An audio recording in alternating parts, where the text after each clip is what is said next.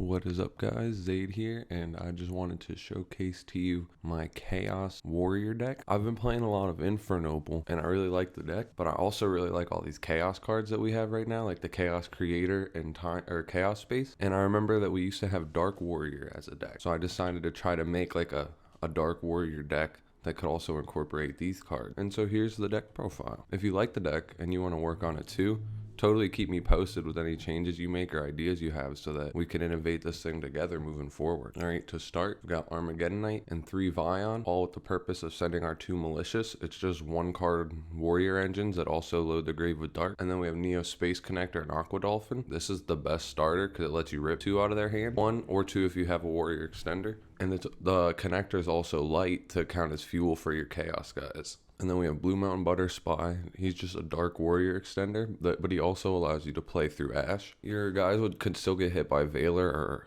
Imperm, but it doesn't really matter because if they hit it and you have this anyways, you're still putting 2 warriors out. So that's a hand trap that they're not using on Isolde. We've got Fire Flint Lady. She's not a chaos card, but it's just a really good extender that's searchable through all these different ways. And then we have 1 Renaud and 1 Ogier and 1 Immortal Phoenix Gearfried. Reason being, this equip spell is still really good because it searches this and it searches, and Heritage is so good because it could search this, so it searches any 5 or lower fire or any Infernoble, which is the same thing in this case. We need Ogier to equip to Charles anyways, and he's a decent starter because you can send Immortal Phoenix Gearfried to the grave, and then later on you can use Cloud Castle to bring it back so you can make a Calamities. And then also having the Renaud as a searchable tuner extender helps a lot, so we included him in the deck since we have playing 1 copy of him means that we're playing 7 copies of him, 8 with Rhoda. Then we have our tuner Garnets, which are Genba, Jet Synchron, and Olion. 2 of them aren't really Garnets, being Jet Synchron and Genba, in the sense that if you draw them, you can still do the combo normally because they could be summoned from hand. Needle Fiber's effect can summon the Jet Synchron from hand or deck, so it makes that not that important. And if you draw Genba, when you do Isolde, you just use Isolde, send 1, and summon Fire Flint Lady, and use her effect, which allows you to tribute her to special 4 or lower from hand.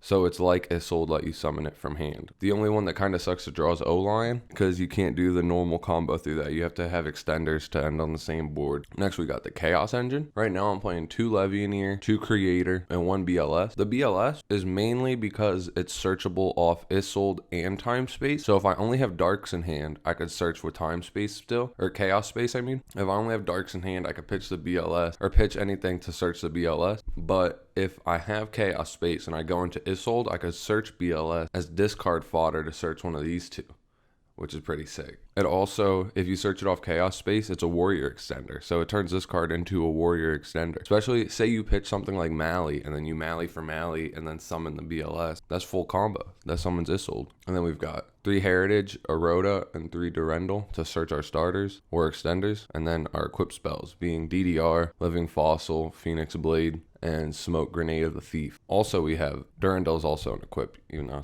I listed it as a searcher, as both.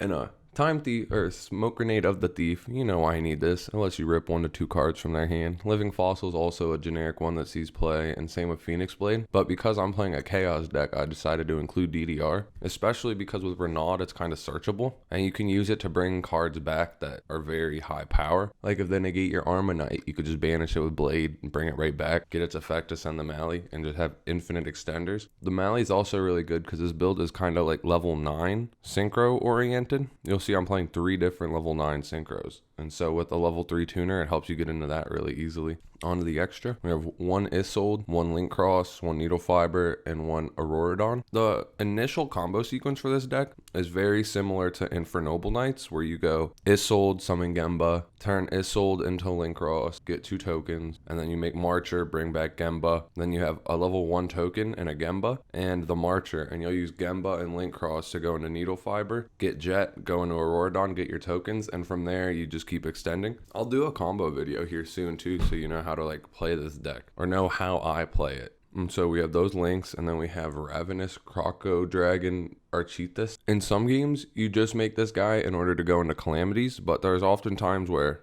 you got to see their hand, and if there's not monsters, like I've had a couple games where the guy opens all spell traps, or maybe 1 monster, and I ripped it off connector, where I'll just leave the Ravenous because the pop is more valuable, and it's not like expensive because you have Phoenix Blade as a discard, so you really only have to discard one real card, and you can discard Lights and Darks that will fuel your Chaos plays for later. And then we have Infernoble Knight Emperor Charles. He's OP as fuck. You get to look at their hand and rip something. How is that not OP as all hell? And then we have Cloud Castle. He's for scenarios where you manage to send the gear free to grave, or say you like went into Charles and they stopped it, then you can go into this and bring it back. Just any scenario where you have a 9 in grave, you make him and it's a 1/9 turns into Calamities instead of needing 2. We have the Borreload Savage, of course, that's a negate. And then instead of Omega, like other builds play, we play Chaos Ruler, the Chaotic Magical Dragon. He allows you to excavate the top 5 cards of your deck on summon and then add a light or dark monster from your excavated to your hand, and then send the rest of the cards to the grave. So if you reveal one of these big Chaos boys and you need one, you can grab one up. And if you don't, you can just grab a light or a dark starter for next turn, starter or extender. And he also has an effect that lets you banish a light and dark from grave to summon him from grave. So he typically nets you one of your level 8 Chaos monsters and fuel for it. And then you synchro with him and the Jet to make one of your level 9s. You bring him back, you summon the guy that you got off of him, and then now you can make Hope Harbinger also. So you're ending on another negate that the Infernoble deck can't get to.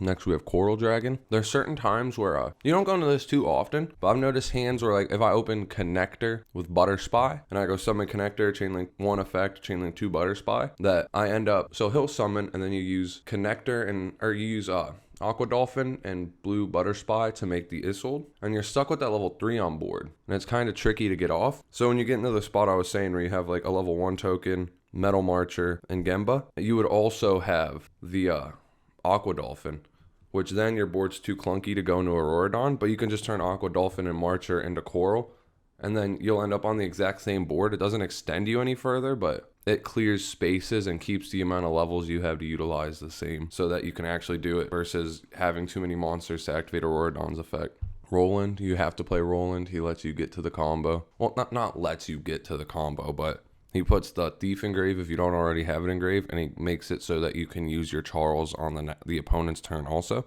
We have Herald of the Arclight. This negate doesn't come up as much as it does in the other one because I'm kind of putting more resources into making level 9s.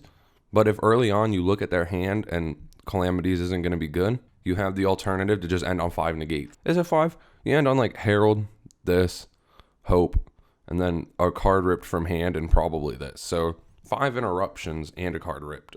Metal Marcher, you need it for the combo. This card should probably get banned. It's absurd. Hope Harbinger for the negate, and then True King of all Calamities, because this card's just, you win. If you summon this with a Charles, as basically an FTK, because you rip the best card out of their hand, you turn off monsters, and so the best card, quote unquote, that you make sure you rip a spell or trap, you turn off all their monsters, and then what?